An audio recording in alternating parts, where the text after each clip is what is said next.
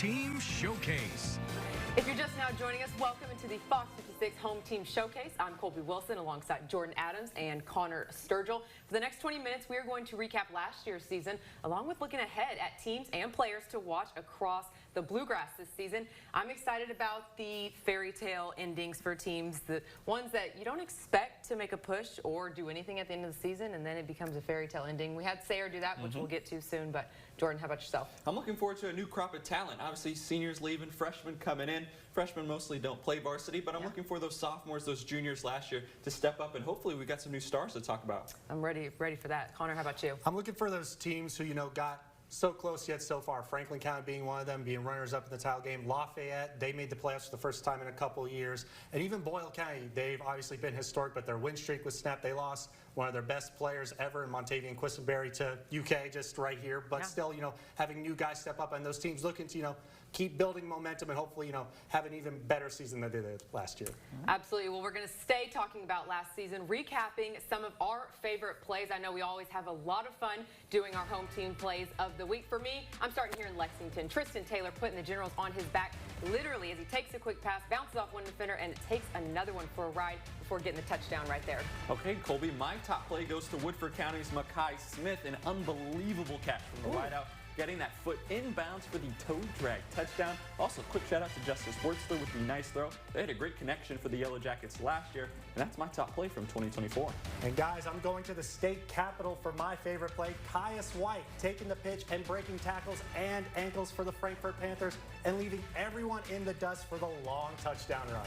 Big time right there. Well, recapping the state champs from last year, we had one local school bring home a state championship, which was the Sayre Spartans 27-22 over Raceland. It was like a fairy tale story for Chad Pennington and his group, especially with one of his sons, Luke Pennington, leading at quarterback. It was the first time in program history this team brought home the trophy. Not only did they just win a state championship, guys, they went undefeated throughout the whole year. Yes, they did lose some guys, including Louisville's Brock Kaufman, but no doubt Pennington will have them ready again this year, which we'll hear more about coming up.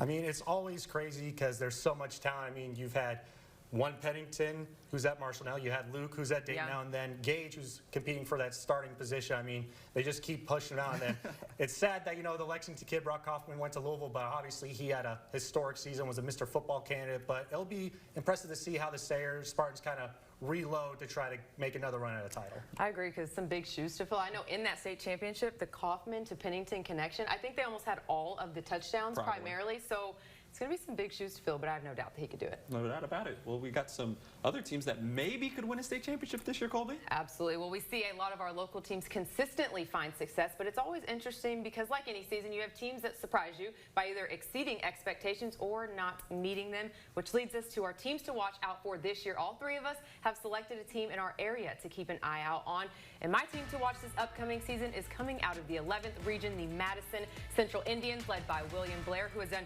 great things leading this program. The group is coming off an okay season last year, 7-5, but did have to go through some adversity with starting quarterback Carson Hurst being hurt in the middle of the season. He's a force out there, though, and still young, going into his junior season. I was able to hear from Coach Blair on this year's squad, and he said it's an incredibly hard-working group that loves being in the weight room and on the field. That drive is something you just can't teach, so that's always a great sign. Plus, the offensive line is really solid group that, in fact, won the EKU Lineman Challenge, so watch out for Madison Central. I think they'll bring it this year.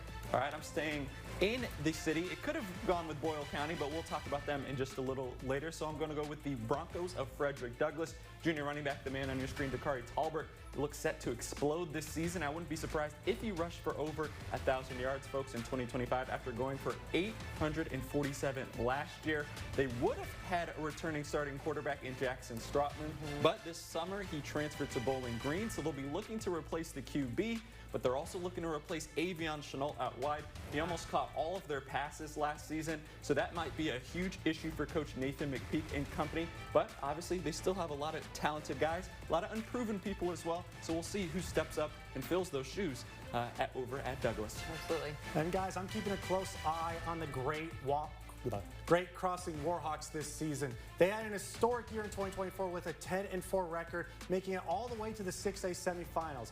They have a Mr. Football candidate in Luke Ballard, who rushed for over 2,000 yards and had 26 touchdowns. And their senior quarterback, Jeremiah Clark, totaled over 2,000 scrimmage yards and 31 touchdowns in his junior year. They're going to have 3 new starters on the offensive line, but talking to the head coach and the O-line coach, they think this unit could be even better than last year. And let's keep in mind, Greg Crossing led 6A in scoring offense and rushing offense. Okay. Yeah. Now it'll be interesting because they also have to replace a lot of guys on defense, and they have a tough schedule with 5 ranked teams against them. Corbin, Woodford County, a rematch against Ryle, a rival Scott County, and the team they're playing tonight in the 5A runner-up, Franklin County. Hey, well, mark your calendars for these teams on the schedule. They'll be ones to look out for. And at the end of the season, we'll come back and actually see whose Who got it team right. did the best. Absolutely. Well, we've nailed down our teams to watch. So now getting a little more specific, we want to highlight 3 players to keep on your radar and watch out for this season. I will have to say this was tough for me to do as we cover a handful of talented individuals, but we, of course, could only choose one, so I'll start us off here. My player to watch out for this season is out in Corbin, 6'4" senior tight end Eli Petrowski, who's headed into his final year with the Red Hounds, ranked 14th at his position in Kentucky for the class of 2026. Head coach Joshua Salmons told me, aside from his talent on the field, which is known, he's a great teammate, player, and person, which is always the most important thing any coach is looking at. All right, well, we'll stick with the tight end position, Colby, because my player to watch this season is Boyle County's tight end, Seneca Driver. Good one. Now, I know he's just a junior, folks, but Driver is already the best player in the state, regardless of grade. Currently, he's ranked just inside the top 75 nationally and is a top 5 player at his position, according to On3. He'll be the Rebels' #1 option this season and could lead them back to a state title. And I'm keeping an eye on the new man in the backfield for the Sayre Spartans, Caden Jones. Jones put up some good numbers in a backup role behind Charlie Slaybaugh, rushing for nearly 500 yards and 8 touchdowns. He was also great on the back end for the state's top defense, totaling 49 tackles and an interception from his safety position. Head coach Chad Pennington told me that they are really going to lean on Jones's leadership and play at the start of the season with a new quarterback under center for them. Well, looking forward to see how these players are this season. It's certainly looking like a great year of home team Friday nights. You can always catch all of the highlights every Friday night here on Fox 56. And coming up after the break, Paige Hinkle and Tyler Melito are here with a look at home team Friday night's kickoff and what they have planned as they kick off game day at local schools every Friday morning.